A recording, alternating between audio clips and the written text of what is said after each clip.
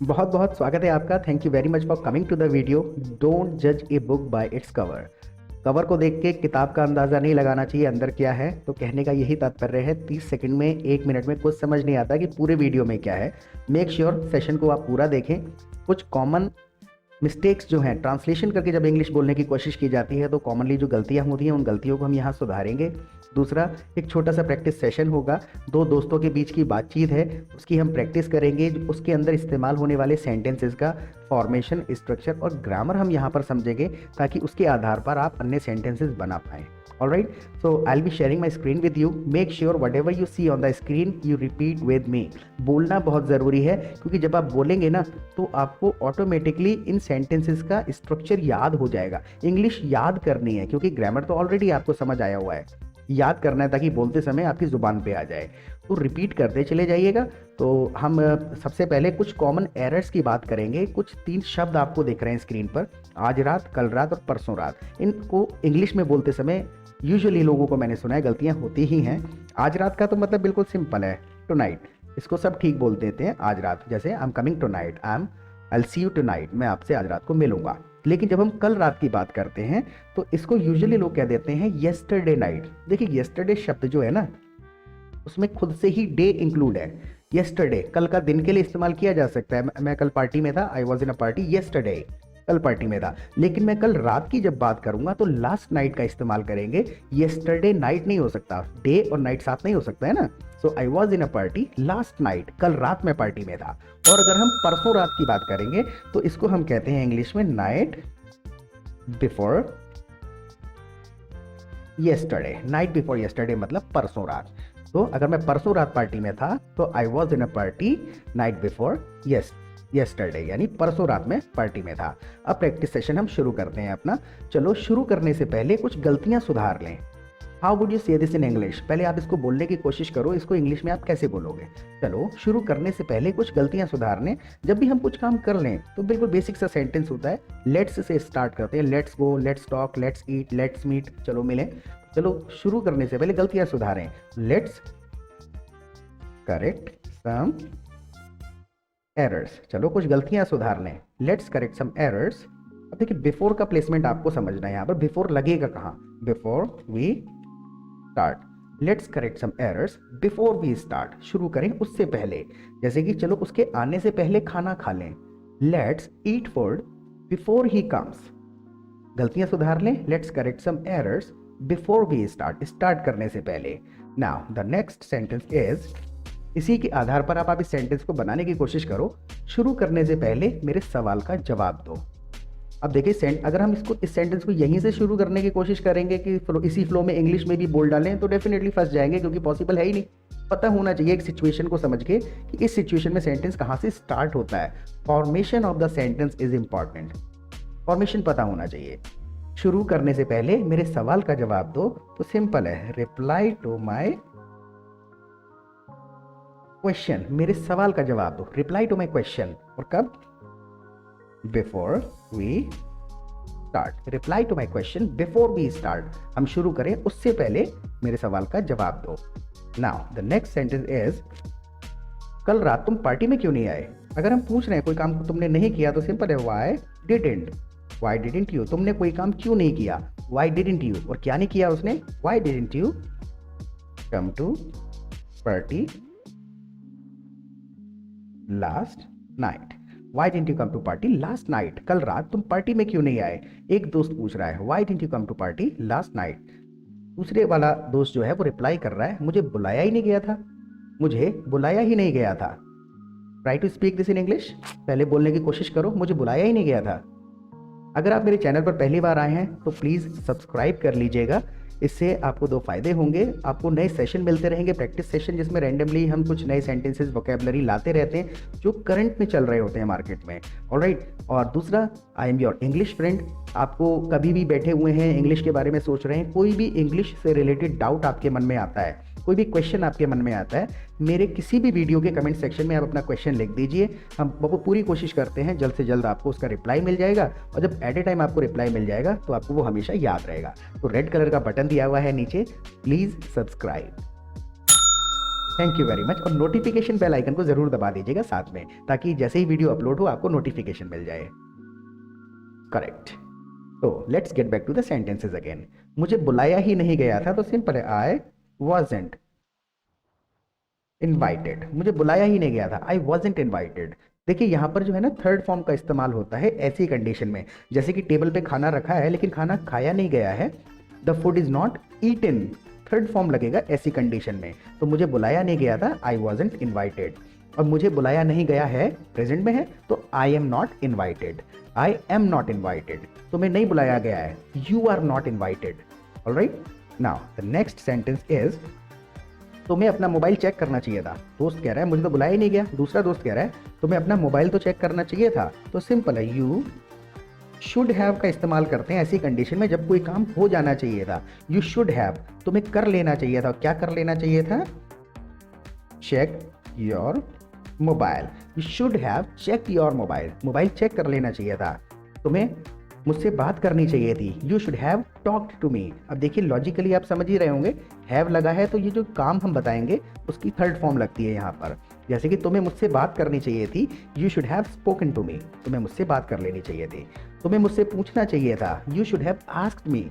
तो दोस्त कह रहा है तुम्हें अपना मोबाइल चेक करना चाहिए था, you should have check your mobile, मैं अपना मोबाइल चेक करना चाहिए था। Now the next sentence is क्यों चेक करना चाहिए था? क्योंकि सबको मैसेज भेजा गया था, पार्टी के लिए सबको मैसेज भेजा गया था। तो एवरीबडी यानी सबको, everybody was sent the message. अब देखिए ये फॉर्मेशन वही है, उसी ऊपर वाले ही सेंटेंस के आधार पर है।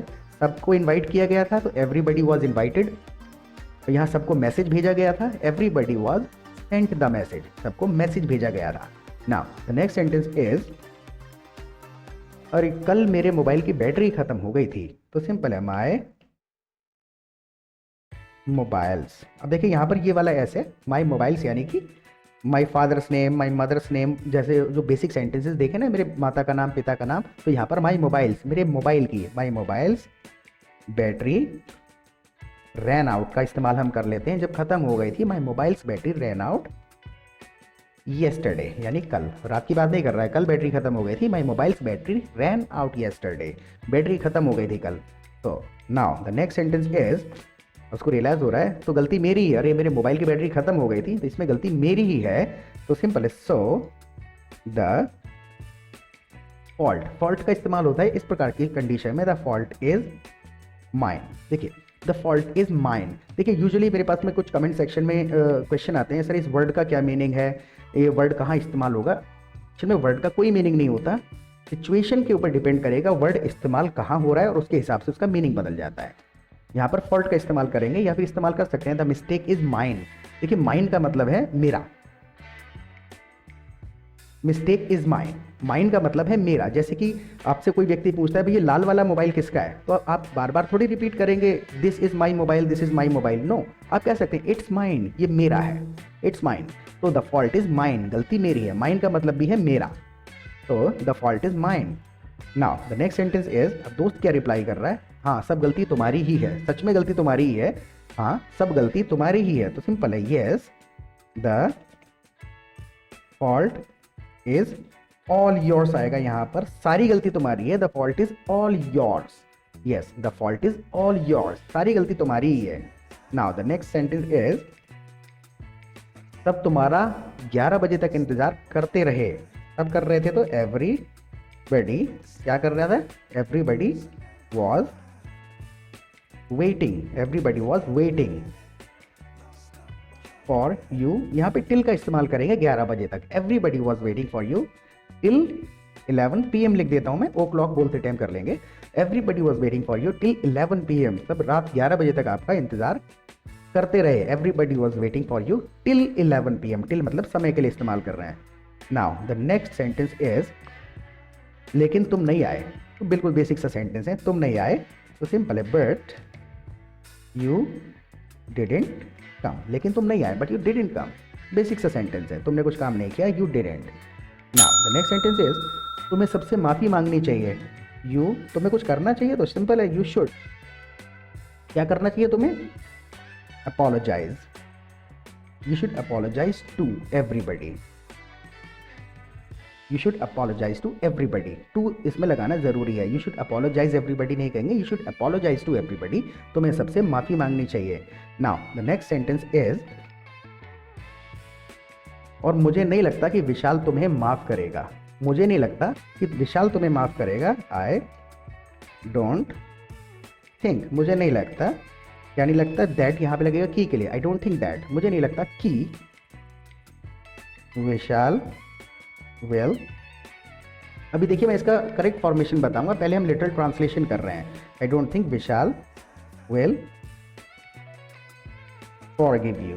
देखिए यहाँ पर हमने लिटरल ट्रांसलेशन किया है, विल विल विल हर जगह नहीं लगता है। अगर ऐसा कॉन्वर्जेशन चल रहा है कंटिन्यूसली तो ऑटोमेटिकली आपको ऐसे बोलना पड़ेगा, and I don't think Vishal is gonna forgive you, यानी आप जताना चाह रहे हैं विशाल ऑलरेडी डिसीजन ले चुका है कि वो तुम्हें माफ़ नहीं करेगा। Vishal is not gonna forgive you, going to forgive you.